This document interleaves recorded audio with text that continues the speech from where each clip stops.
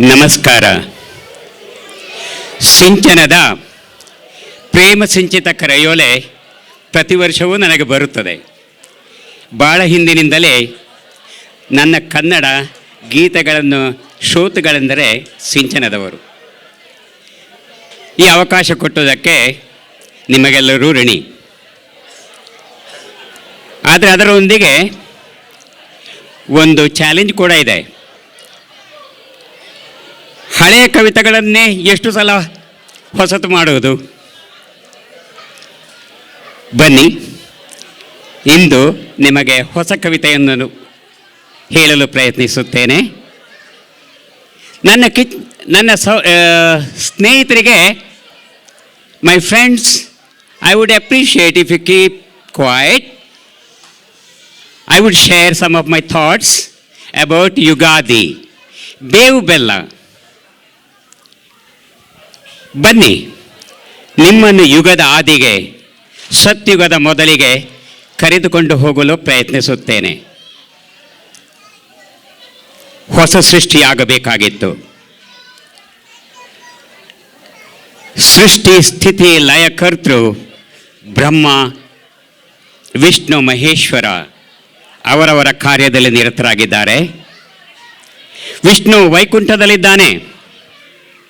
ಮಹೇಶ್ವರ ಕೈಲಾಸದಲ್ಲಿ ತಪಸ್ಸಿನಲ್ಲಿ ತೊಡಗಿದ್ದಾನೆ. ಬ್ರಹ್ಮನಿಗೆ ಸೃಷ್ಟಿ ಮಾಡುವ ಕಾರ್ಯ. ಆದರೆ ಸೃಷ್ಟಿಗೆ ಬೇಕಾದ ಕೆಲವು ಸವಲತ್ತುಗಳಿಲ್ಲ. ಮೊದಲನೇದಾಗಿ ಚತುರ್ವೇದಗಳು. ಅದು ಬ್ರಹ್ಮನ ವಶದಲ್ಲೇ ಇತ್ತು. ಆದರೆ ಒಮ್ಮೆ ಬ್ರಹ್ಮ ನಿದ್ದೆ ಮಾಡಿದಾಗ ಹಯಗ್ರೀವನೆಂಬ ರಾಕ್ಷಸ ಅದನ್ನು ಕದ್ದುಕೊಂಡು ಸಾಗರದ ತಳದಲ್ಲಿ ಇಟ್ಟು ಬಿಟ್ಟಿದ್ದ. ಇನ್ನು ಈ ಪ್ರಳಯದಲ್ಲಿ ಪ್ರಪಂಚವೇ ನಡುಗಾಡುತ್ತಿದೆ. ಪಕ್ಷಿ ಪ್ರಾಣಿಗಳು ಜೀವ ಉಳಿಸಲು ಹೋಗುತ್ತಿವೆ. ಪ್ರತಿಯೊಂದು ನಷ್ಟವಾಗುತ್ತಿವೆ. ಅಳಿದು ಹೋಗುವ ಈ ಜೀವವನ್ನು ಉಳಿಸುವುದು ಹೇಗೆ? ಅದಲ್ಲದೆ ಮುಂದಿನ ಸೃಷ್ಟಿಗೆ ಯಾರನ್ನು ಕರೆದೊಯ್ಯುವುದು? ಬಳವಡಿಸಿದ ಬ್ರಹ್ಮ ವಿಷ್ಣುವಿನ ಮರೆಗೆ ಹೋಗುತ್ತಾನೆ. ಓಂ. ಮೊದಲನೆಯದಾಗಿ ಬೇವಿನ ಕೈ. ಬೆಲ್ಲದ ಸವಿಸಲು ಬಂದ ನನ್ನ ಬಂಧುಗಳಿಗೆ ಶುಭಾಶಯ, ಯುಗಾದಿಯ ಶುಭಾಶಯ. ಬನ್ನಿ, ಏನಾಗುತ್ತದೆ ನೋಡೋಣ. ಆದಿಯಲ್ಲಿ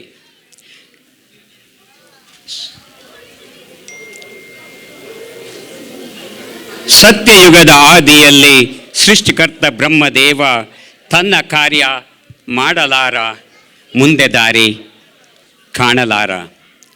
ಸೃಷ್ಟಿಕ್ರಿಯೆಗೆ ಬೇಕಿತ್ತು ಚತುರ್ವೇದಗಳ ಸೂತ್ರ. ಪ್ರಳಯದಿಂದ ಅಳಿಯುತ್ತಿರುವ ಜೀವಕೋಟಿಗಳ ಬೀಜ. ವೇದವನ್ನು ಕದ್ದು ಅಸುರನೊಬ್ಬ ಸಾಗರ ತಳದಲ್ಲಿ ಮಾಯವಾದ. ಮಹಾಪ್ರಳಯದಿಂದ ಯಾರು ವಿಶ್ವವನ್ನು ಉಳಿಸಲಾರ. ಸೃಷ್ಟಿಕೃತೃ ಮಹಾವಿಷ್ಣು ಮತ್ಸ್ಯಾವತಾರ ತಾಳಿ ಬಂದ. ಅಸುರನಂದು ಕೊಂದು ಅಂದು ವೇದಗಳನ್ನು ಕಾಪಾಡಿ ತಂದ. ಮತ್ಸ್ಯಾವತಾರದಲ್ಲಿ ದೇವ ಮನುವಿನ ಬೃಹತ್ ದೋಣಿಯಲ್ಲಿ ಸಪ್ತ ಋಷಿಗಳೊಂದಿಗೆ ಜೀವ ಬೀಜ ಪ್ರಳಯದಿಂದ ಪಾರು ಮಾಡಿ ಯುಗಾದಿ ಮಾಡಿದ. ಅದುವೇ ಆದಿ ಯುಗದ ಆದಿ. ಪ್ರತಿ ವರ್ಷ ಬರುತ್ತಿದೆ. ಜೀವನದ ಸಾಫಲ್ಯದ ವಿಧಿಯನ್ನೆಲ್ಲ ತಿಳಿಸಿದೆ. ಇಂದು ಚೈತ್ರ ಮಾಸ, ಇಂದು ಭುವಿಗೆ ಹಸಿರು ಸೀರೆ ಉಡಿಸಿದೆ. ಜೀವತಂತಿಯನ್ನು ಮೀಟಿ ಬಾಳ ರಾಗ ನುಡಿಸಿದೆ. ಈ ವರ್ಷ ಯುಗಾದಿ ನಮಗೆ ವಿಶೇಷ ಕೊಡುಗೆ ಕೊಡುತ್ತಿದೆ. ಕೋವಿಡ್ ಶಾಪದಿಂದ ಭುವಿಗೆ ಮುಕ್ತಿ ಕೊಟ್ಟು ಹೊರಟಿದೆ. ಯುಗ ಯುಗಗಳಿಂದ ನಮಗೆ ಜ್ಞಾನ ದೀಪ ತರುತ್ತಿದೆ. ಹೊಂದಿಕೊಂಡು ಬಾಳು ಎಂದು ಯುಗಾದಿ ಎಂದು ಹೇಳಿದೆ. ಜೀವನದ ಒಗಟನೆಲ್ಲ ಸುಲಭವಾಗಿ ತಿಳಿಸಿದೆ. ಬಾಳಿನುದ್ದ ಯುದ್ಧ ಗೆಲುವ ಮೂಲ ಮಂತ್ರ ಕೊಟ್ಟಿದೆ. ಕಷ್ಟ ಸುಖ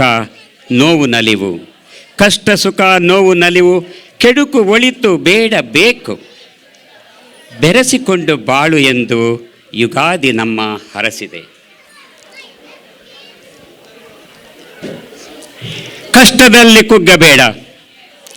ಕಷ್ಟದಲ್ಲಿ ಕುಗ್ಗಬೇಡ, ಸುಖದಲ್ಲಿ ಮೈ ಮರೆಯಬೇಡ. ಜೀವನವೇ ಬೇವು ಬೆಲ್ಲ ಯುಗಾದಿ ಸಾರಿ ಹೇಳಿದೆ.